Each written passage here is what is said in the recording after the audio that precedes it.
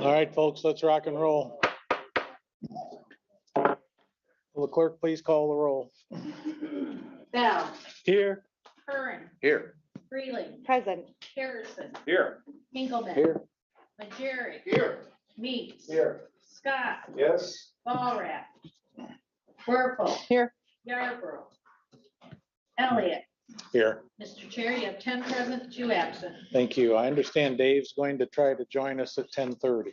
So, and Mamie hopefully will be here momentarily. But we got a quorum, so we can approve the minutes from from 17th, 3 weeks ago, if there are no changes.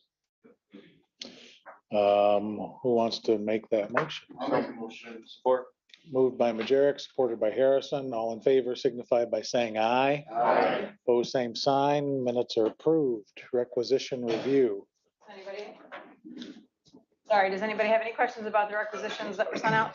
They included the ones from 24th and then, good? Okay, requisitions are good to go. We have presentations, we have a road update, and then we have the lead response update by the health department. Is Kevin? He's here? in the hallway. Okay, all right, you wanna? Yep. Go ahead. And I know we have some folks here from various units of government who probably had nothing else to do and just wanted to come in this morning. So, but welcome in any event.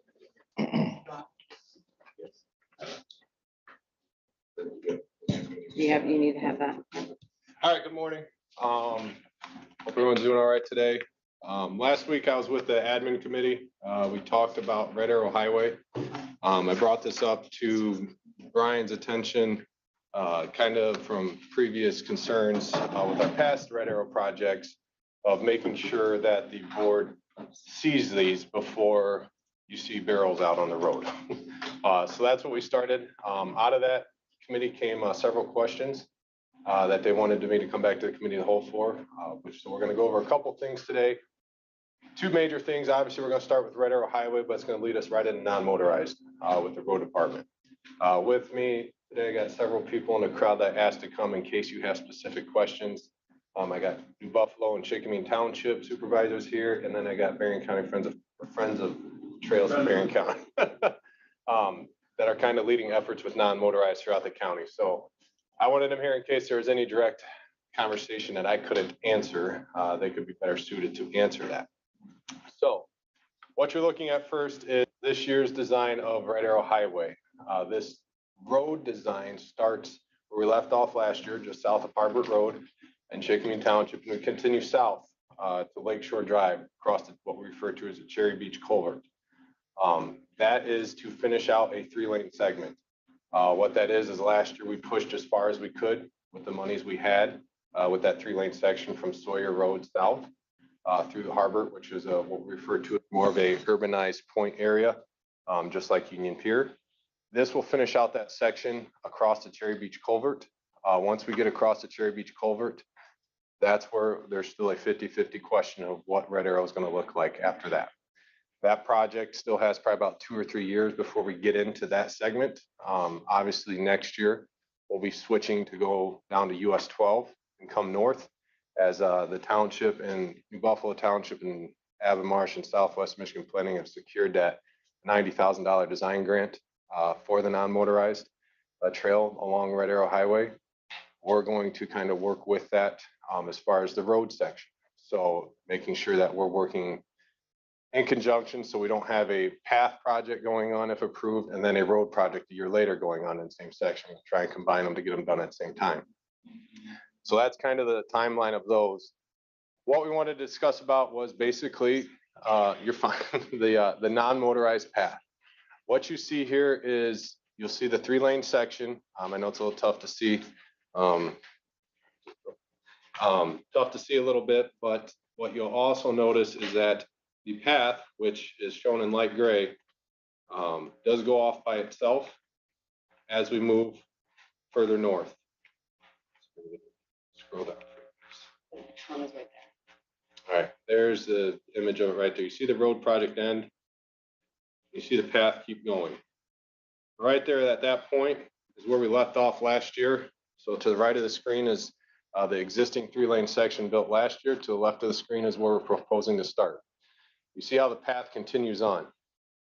We are proposing that the path continue to Harbert Road. The section we didn't build last year. This section's graded. It's ready. All it needs to be is cut out, gravel put in, and paved. What this will do is connect points. So what the issue is with grant funding, to get transportation alternative program grants for non-motorized paths, you have to show connectivity. So for an example, we tried with Union Pier. Union Pier does not connect anything. It is a path along Red Arrow Highway and then it shoots back. There's no trailhead at the beginning and end of it. It would not make sense to put a trailhead a mile apart. So that's kind of where the MDOT comes in and says, hey, you got to show connectivity. All right, so we tried again in Harbor, saying, hey, the township has a park just off Red Arrow Highway to the north side, off Parkway Drive. We're going to head south, and we have future plans of connecting all of Red Arrow Highway. They said, still not enough. You got to show connectivity from trailhead to trailhead.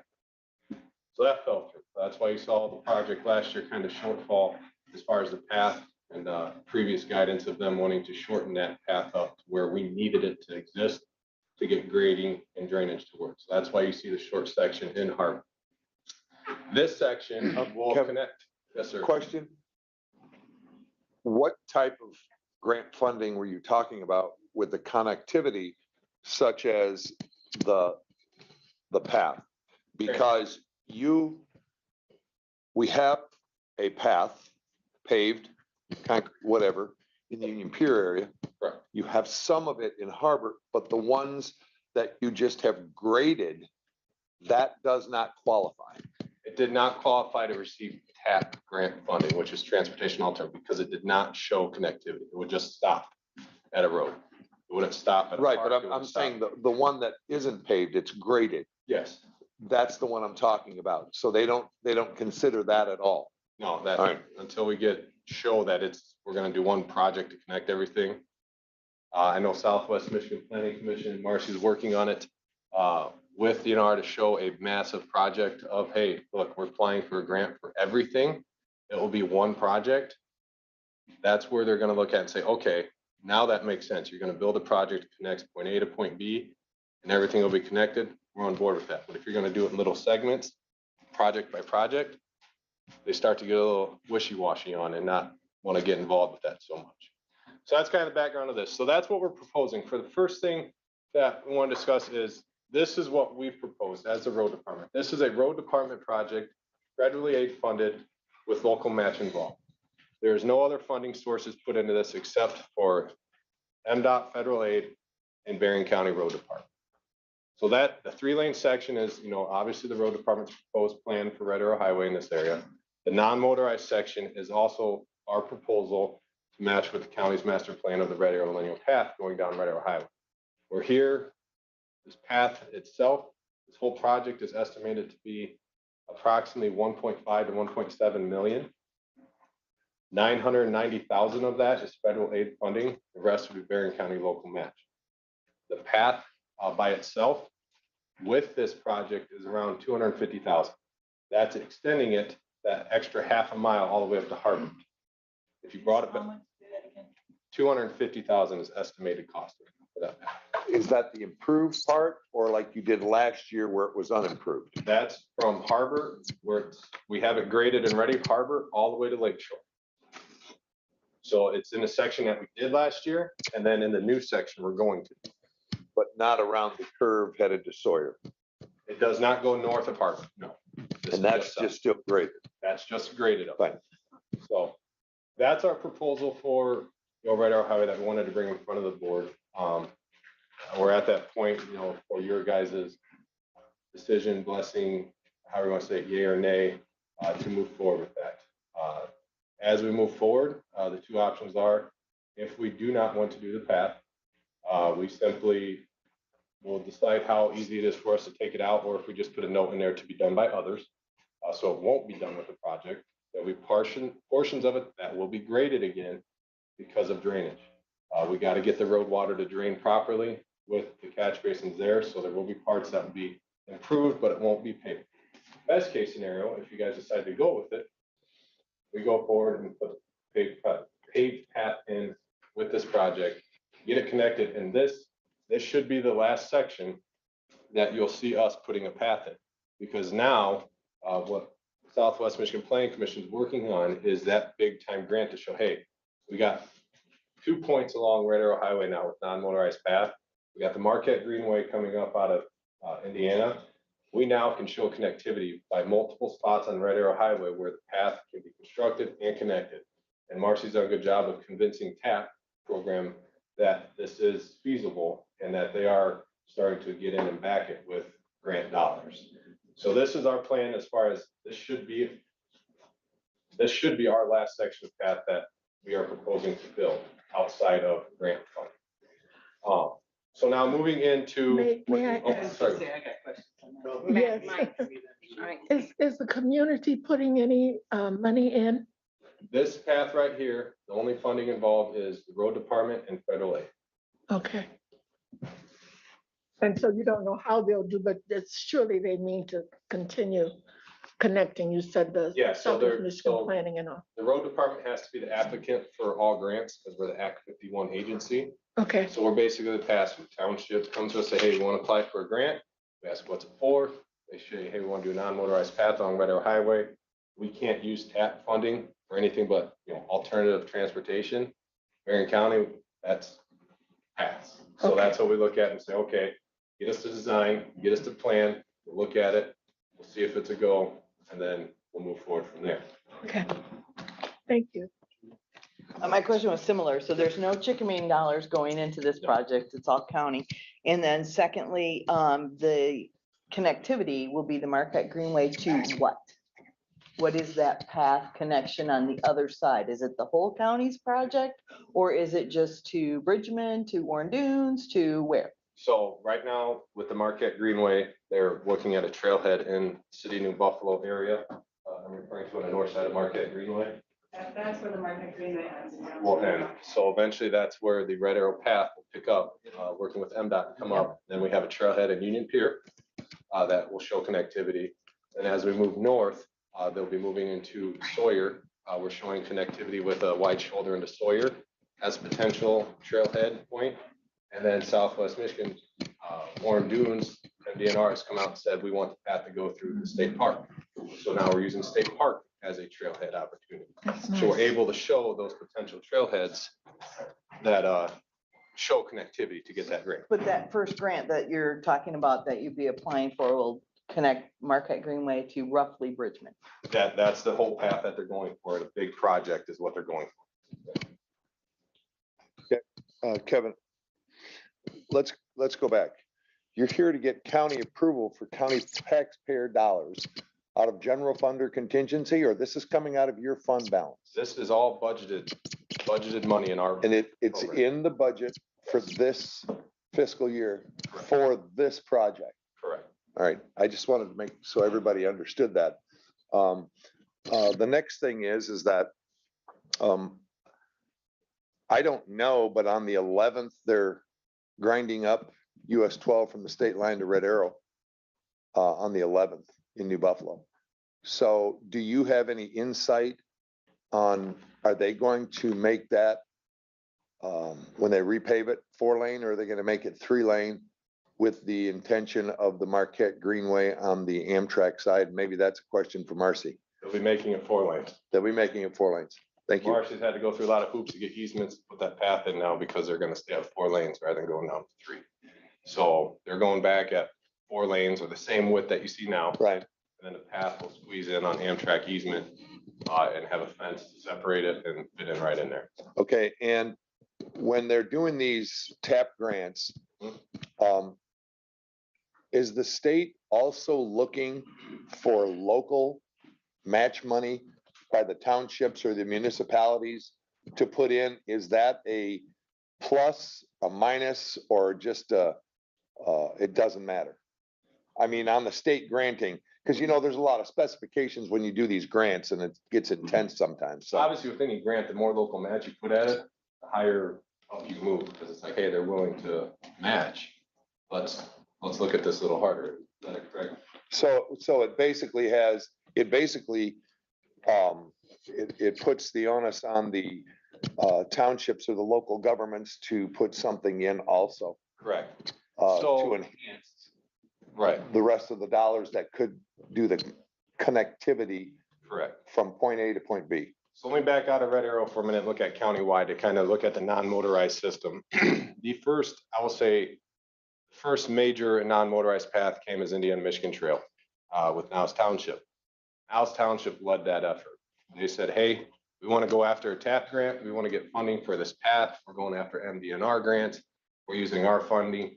We had to be the applicant. So I'll show you a spreadsheet. You're going to see about in 1 year, $1 million into non-motorized. Mhm. Not a single penny was ours. That was all township. We have to be the path. So they built almost $1 million path on their own. 2 years later, they did the extension through the Brandywine Creek Park there.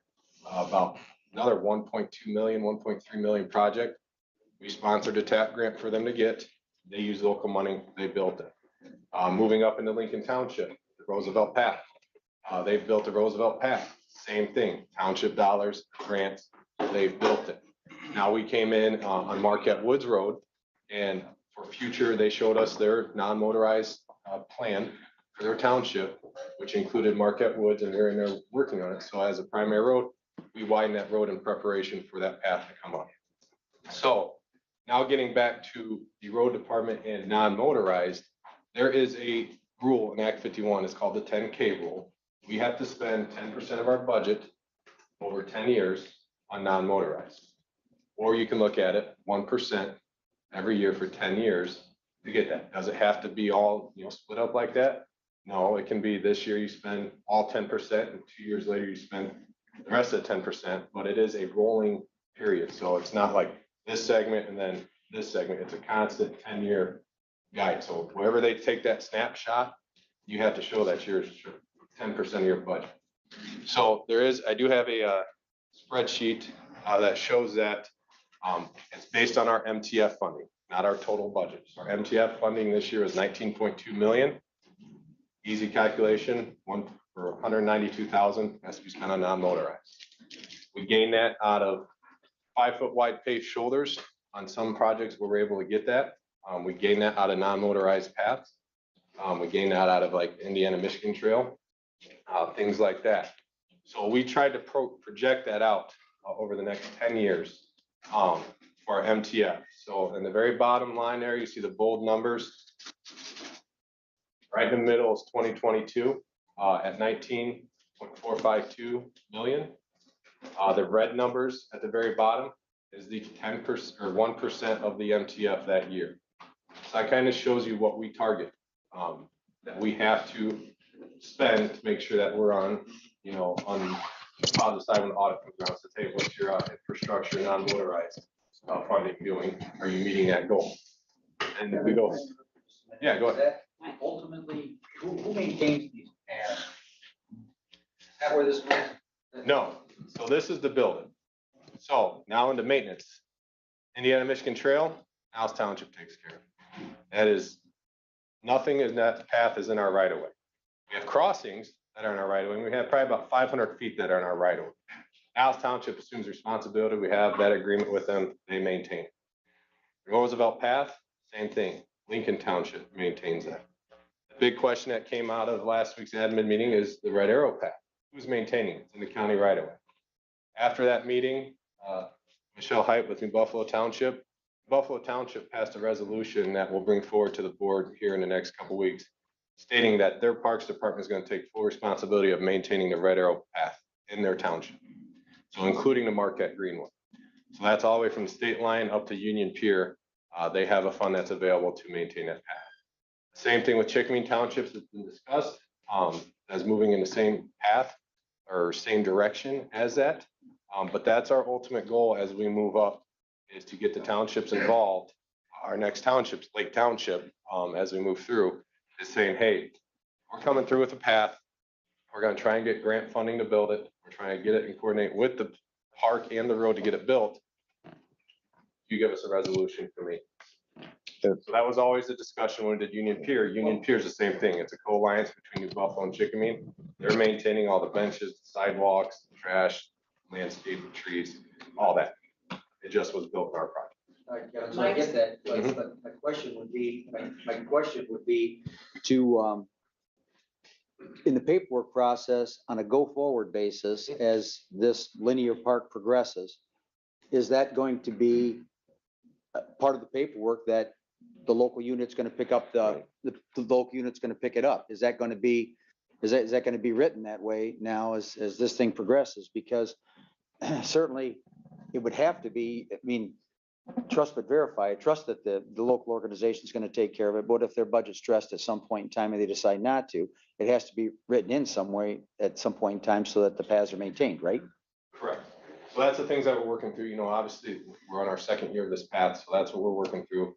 And I'll give New Buffalo and Chickamee Township credit as they came forward and said, this is what we're going to do. And be able to do, which has given us the, I guess, the boilerplate of what, hey, this is what we need to come up with to move forward to answer the board's question about who's going to maintain this project or path in the future, and then anything outside of that. When we move forward, when we talk about maintenance of this path, the big ones, you know, what happens when it starts to deteriorate? We don't see this path deteriorating for the next 10 to 15 years. All it sees is pedestrian traffic. There is already going to be utility cuts in it. Utility is responsible for paving that back. But when we get to that, it's going to be a very, you know, simple minimum overlay at very minute cost. I say, who knows what costs they're doing right now. But then as far as you get into plowing it, some townships may want to plow it. Other townships may want to leave it snow covered for cross-country skiing. So there's options there that, you know, we're not going to plow it. We're not going to maintain it. You know, I like the example I said, if I have a tree fall from behind a path and it falls out to the white line, we're coming in to get that tree because it's on our right of way. It's a hazard to the road. We're going to cut it out. And then when it gets to mowing, you know, we're going to stay to our typical mowing practice, you know, spring, maybe middle of summer and fall. You know, that's our practice everywhere in the county, right? So there's nothing going to be more fancy than going out, hey, we're going to sit there and manicure this lawn, fertilize it, zero turn mow it so it's room. We're coming in with the big farm tractors and just brush chopping it down to no more than 6 inches short. So that's kind of the I guess the update on the maintenance question that we had come out of admin last week as far as how we're moving forward with that. And I just wanted to bring in and, you know, show this 10K rules. This is what we aim for every year for that. You know, this includes 5-foot paved shoulders. Some roads can deal with 4-foot paved shoulders. We look at townships who've, you know, desired non-motorized. Hey, here's our non-motorized plan for our township. We think it's gonna hit. We have an idea, but we don't know if there's a good connectivity somewhere where they have a park hidden that we don't know about. So we have a image of the entire county, the overall county. One other thing too, John, back to your point. This board has discussed it a little bit, but prior boards in prior years that was our main question, if you remember. Who was going to take care of the path? That's always been, from my understanding, that's always been what the board has asked. And it was always wanted that the local municipalities would sign an agreement that they were going to be taking care of this path, or an organization through the municipality. So I just didn't know if Julie or Riante had, but those were issues before that were discussed and what the board's flavor was. So what I brought up here is this is what the road department works off. We've recognized what we refer to as a figure 8 pattern. It doesn't look like a figure 8, but for connectivity, north, south, middle, east, and west. Obviously, Red Arrow Highway is the primary lakeside, west side area for non-motorized based on the county's master plan, based on where we look at our roads, where this path will fit. Then you'll see US 12, South County, that's, you know, more state. M140 up the east side is also state. They're putting wide shoulders on those as they redo them. You see the orange line right across the middle of the county that shows Shawnee Road. Like I talked with admin, that's just to show the middle of the county. We're not going to try and put non-motorized traffic on one of the busiest roads to the center of the county with heavy commercial. We're going to try and go north of there, south of there, Lemon Creek, areas like that we think that may get it. And when we say this, you know, we're looking, our stance is wide shoulders. When we come through, that's what we're looking at, unless we have a township come say, hey, we do want to do a 10-foot non-motorized path. We want to do it as our project. We're like, all right, get the TAP funding, get your design. We'll do them together. So it's not an inconvenience to everyone 2 years in a row. We're going to projects, but we'll have all that documentation in place. Whose is it? Who's going to maintain it? Who's paying for what? And what grants are involved in it. So that's our goal there. And obviously the blue line is Indiana Michigan Trail, all the way up to St. Joe. And the connectivity out of Buchanan and the connectivity over to the college. So that is our preliminary goal. What townships do outside of that, they fund, they figure out how they're going to do it. They come to us and we work with them. But when we look at our county system, those are the routes that we're looking at for future non-motorized. Okay, one more, we are behind. I'll be quick. My concern 2 weeks ago when we were in that meeting and is again today, and I'm hearing it over and over in your presentation, is does Chickamine have a road tax? They have a road millage. A road millage, sorry. Okay, so everything you've said is Niles, Lincoln, they all paid for their trails with their dollars. Mhm. Chickamine isn't paying any of this $250 with their dollars. It's all coming out of the county, but we didn't do it in the other townships. And then going forward, you said, well, if they want it, then we'll apply for a TAP grant and they're gonna have to get the money and come up with it. So why are we going to fund it then, the portion of it for Chickamine as a county, and we're not doing it for the other townships? That's my question. So Niles Township Trail is unique. It, like I said, there's, I think, 300 to 400 feet that is in the right of way. Everything else is outside of the right of way. We can't touch. It has to be funded locally. We can't touch anything outside the right of way with any type of Act 51 funding. Same thing with the Roosevelt Trail. It runs off path a little bit. It comes back on to the shoulder, but it's almost splitting the right of way line where the township had to go get additional right of way to build their path. So that's the difference when we look at funding as far as where we can participate and where we can't. Those projects, obviously, we get to show a pass through of dollars. It looks like we spent, but we didn't. It just has to go through us for MDOT purposes. When we get into our 10K rule, what we have to spend every 10 years, we look at Red Arrow Highway. Here's an option for us to spend our 1.5 to 2% a year on this non-motorized to make sure we're meeting that 10K rule. As we get done, there's plans for, Marquette Woods, Lincoln Township's already come to us on their section about widening with a path. I know Royalton showed a little interest in their side, so we're already discussing that, but in areas like that, we're looking at shoulders because of the grade issues outside.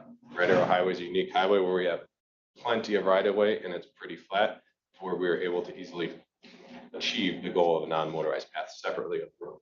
So that's kind of not a clear definition of, but right of way versus non-right of way when we come through. Okay.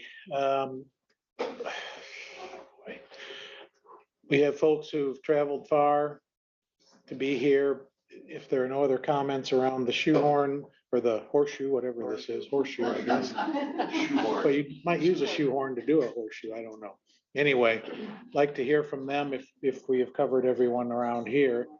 And then we've got to figure out what to do with the rest of our agenda, but go ahead. So anyone who wishes to address the board, I've got the mic. We just need to make sure the light is green. If there's no line lining up, we will encourage the board to move to the next topic. So this is your moment. Okay. So David, if you just do that. Good morning. Chickamine Township Supervisor David Plenty. If we have not met, thank you for having audience here today, and thank you for considering this as part of the projects upcoming on the road department side and also in support of the township.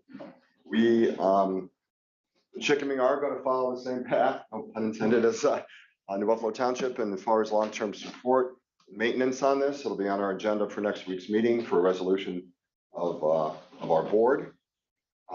My opinion, and I think our board's opinion, is this is not a Chickamine project. It's not a New Buffalo Township project. It is a Berrien County project.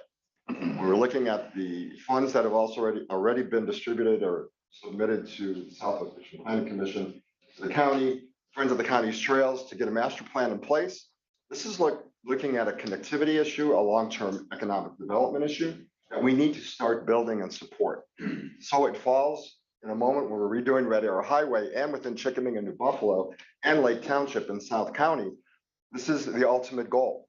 We're trying to bring additional people to the county. We're losing them in the township like everywhere else. We've got to look at it as a future forward project, not just what has happened in the past or what is going on in the moment. But we have to plan 5, 10, 20 years down the road. And that's what we're asking you to do. We will commit our part of it to the long-term goals of the county. I hope that you look at this as a countywide project and not as a South County project, but the connectivity of the entire county and as a gateway to Berrien County and to the state of Michigan. Happy to answer any questions if you have. Thank you, Dave. Before Michelle, can we get word to committee secretaries that we'll look to start committee meetings by 9:30? Because we should hear from the health department today as well. So, Michelle. I'll be quick. I just kind of echo what David said. As Kevin mentioned, we passed a resolution stating our commitment to both these trails, to seeing that through and the maintenance of. I feel like it's been a great partnership, between the townships and the county and implementing the portions that we have. We did receive funding from the Pokagon Fund for that portion in Union Pier. Also, again, the partnership, we, New Buffalo Township, paved the county park across from our township hall, which is your Galene River County Park. We paid $56,000 for that paving. So it's just a continuation of a good partnership that we've had. So hope to keep working with Kevin, and we thank all of you for what we've accomplished. Thanks, Michelle. Briefly. Yes, sir. John Chipman, nice to see you all. I'm on the board of the Berrien County Friends of the Trails. Also chair of the Plan Commission in Chickaming, architect planner. Thank you so much. We started this 5-6 years ago with the park trails plan with the park board. I was part of that. We've making progress. The Berrien County has the least amount of trails in the state. We're all working together with my trails board here in Marcy Hamilton, Bob Clark from Lake Charter Township. It's a concerted effort in our whole community. It's working. Thank you. And we want to keep it going. Thank you very much. Thank you. Does anyone else wish to be heard? Yes, sir, and then ma'am.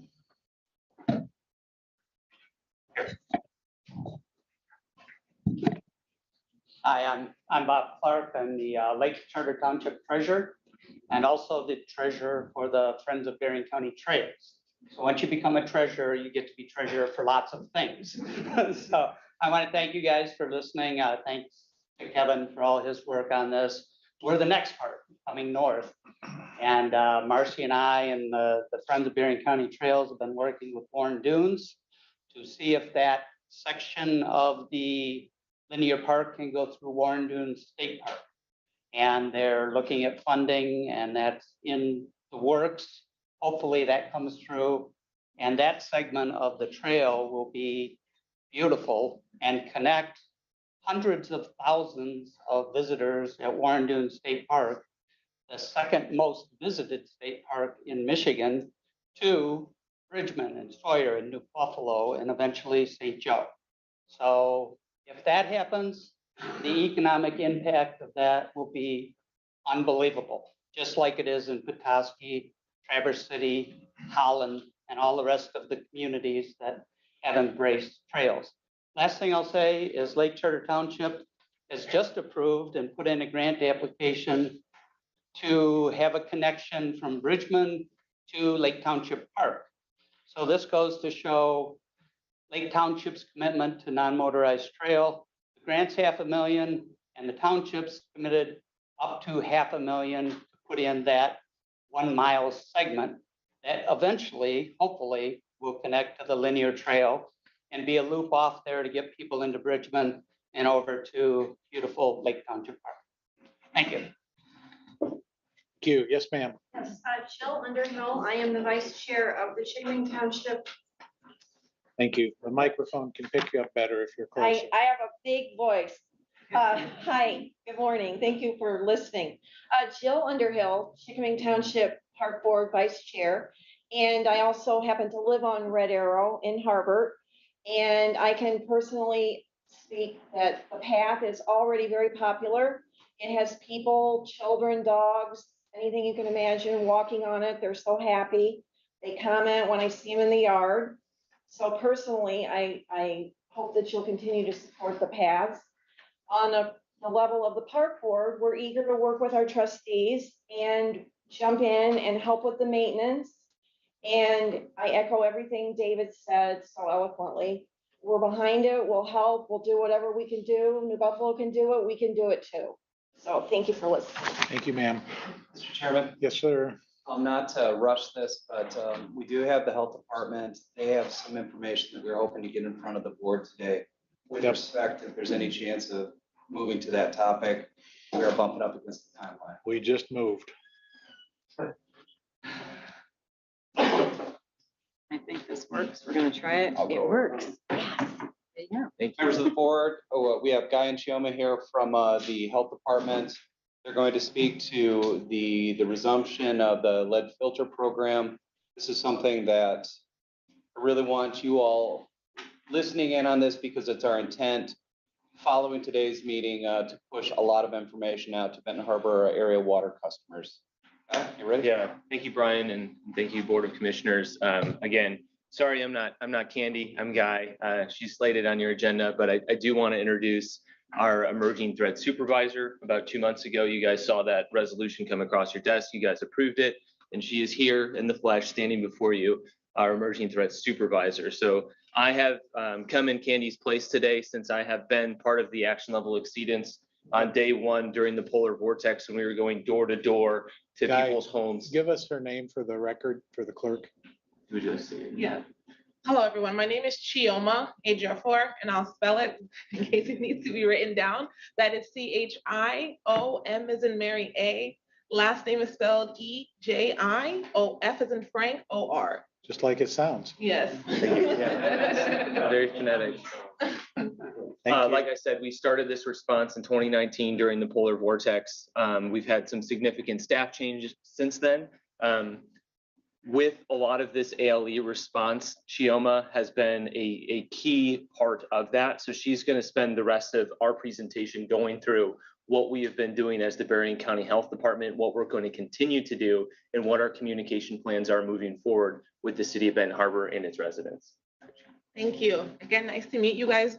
I started with just a little history on myself. I started with the health department around 2020, right before the pandemic. I was fresh out of my master's of public health, so it was really interesting joining the health department right before a pandemic. Before the health department, I am a daughter of Berrien County. I grew up in Niles, went K through 12 to Niles, and also did my undergrad and grad at Andrews University. So I am not new to this county. I've been here all my life and excited to do work here.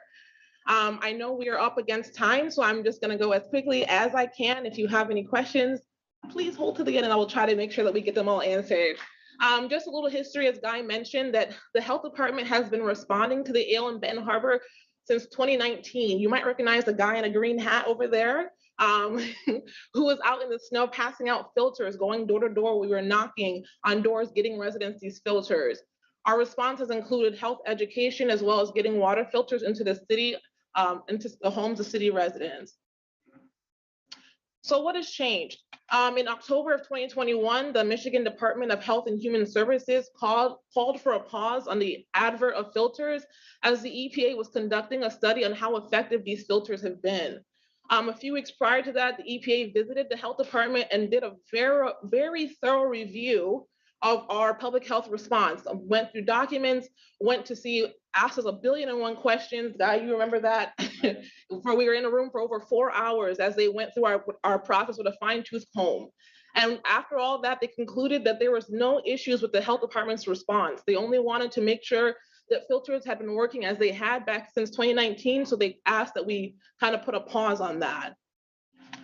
So what was the conclusion of all that? In February of 2022, the EPA released their filter study, which concluded that filters were effective if properly installed and maintained. As the EPA went out to different homes, they noticed that residents had filters, but many of them, they weren't maintaining them properly, meaning that the red light was on the filter and it had been on there for maybe months and the residents were still using the filters. All filter samples they had collected had less than 5 parts per billion of lead, and most had no detectable levels of lead. And that In order for something to be considered non-detectable for lead, it has to be less than 0.5 parts per billion. And in order for an ale to be instituted in a city, they have to see over 15 parts per billion. So we were glad to see that with the filtered samples that they were seeing less than 5 parts per billion, and in most cases, less than 0.5 parts per billion, which concluded that the filters were working. This is just a quick graph of the EPA filter study map. If we look on the left, this is where they analyze unfiltered drinking water. Those darker spots are where you're seeing that lead was over between 5 to 15 parts per billion. The even darkest parts were more than 15 parts per billion. On the right, when they analyzed the filtered drinking water, we see that we have no dark spots there, and they were, again, between that 0 to 5 parts per billion. So again, knowing that filters were working. So what is BCH doing now? So the EPA, after they've came through and evaluated our process, after they evaluated the filters, they basically gave us the green light that what we have been doing is working and that we need to continue that. So we're working with the community to let them know that we have filters available, and also building into our system ways that people can get help to have them properly installed and maintained. And that help looks like if someone connects with us for a filter, we have the ability to send someone out to help them install it or get education about how they can maintain it. We also will be putting in check-in calls every few months to let the residents know, hey, it's been about a few months that you've had these filters, it's time for you to replace them. And again, our message is not that residents have to use filters. We're letting them know that that's an option for them, and they wish to engage with filters, that we have them, and this is how they can connect with them. So right now we've published a filter communication plan. It was a failure on my part to get that to Annette, but after this meeting, I will send that to her so she can send to all of you guys to go ahead and read. But that communication plan has several strategies which we plan to incorporate, which include press releases, social media posts, website updates, door hangers, connecting with Benton Harbor City residents as ambassadors to get our message out, and potentially billboards. This communication plan has been shared with the City of Benton Harbor Commissioners, the City of Benton Harbor Mayor, the Board of Health, and we currently have a MOU in place with the City of Benton Harbor. We're working to be very transparent with our process so that the city knows exactly what we're doing and they're working in step with us. And it's our hope that after today's meeting, we'll begin implementing those strategies. Thank you.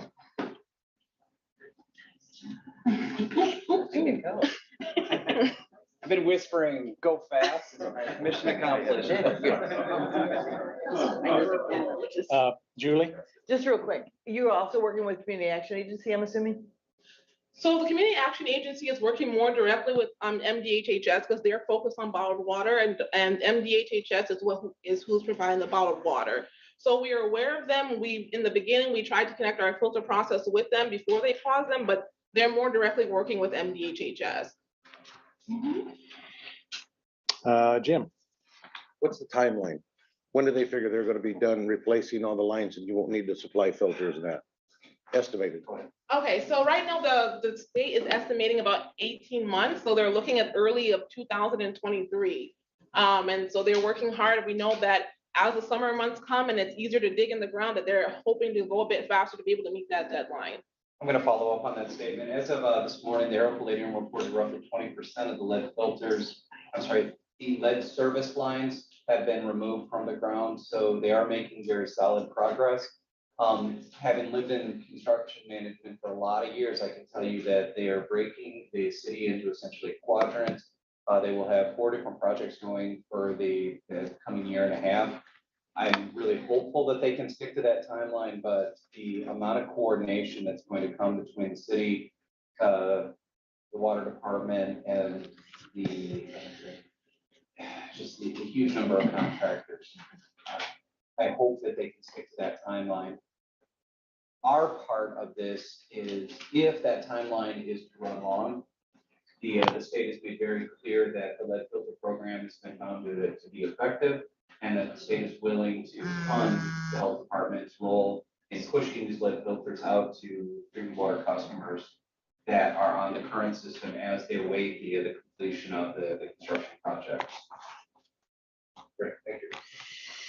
Any other questions? Mr. Chair. Yeah. So Jim referenced the MOU, that's a memo of understanding that is on today's meeting agenda. That's something that as staff, we actively push for. For a really unique situation, Benton Harbor's drinking water system has not been a local media item. It has been a national media item.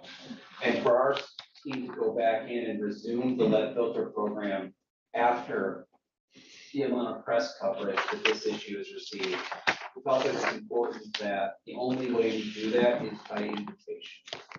And people standing here went out and solicited that request to the city, and they got it. So the MOU has been approved by the city. The MOU was discussed at this week's city council meeting, and the team here is asking the board to enact that MOU so that they can hold up that document saying that as they're knocking on doors, there's going to be some angry people saying, why are you back here? Why are you doing this? And they need to be able to say that the city, the state of Michigan, and the county all agree that this is a program that provides value. If you don't want it, you don't have to have it. But we are trying to move in sync, in unison, and working truly in a partnership. Okay. Ezra, before we get to you, Bob added resolution 4226. Were you going to address that? Yeah, we'll consider that at PHSC and then recommend that for approval later on today. And also, this second time I've heard Chioma do her song and dance, and she's working with Zabo Communications on the plan. So we've got professional support for the health department as they go through this. So a number of the same questions were asked yesterday at the health board. Great. Well, I'm sure Jim and Michael would say it's all because she grew up in Niles. Ezra. I'd just like to make a comment. I would think that the Board of County Commissioners, along with the Health Department, should also taking a proactive approach on lead in the water systems throughout the entire county.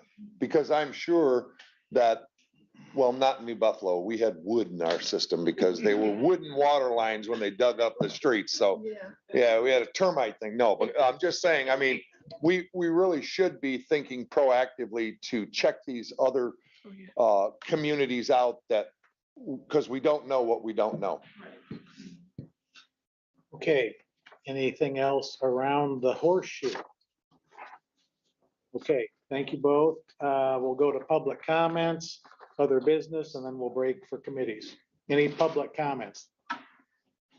Any other? Yes, sir. Tony? Yeah. Just curiosity. You guys just heard MDOT is turning up US 12 down in New Buffalo.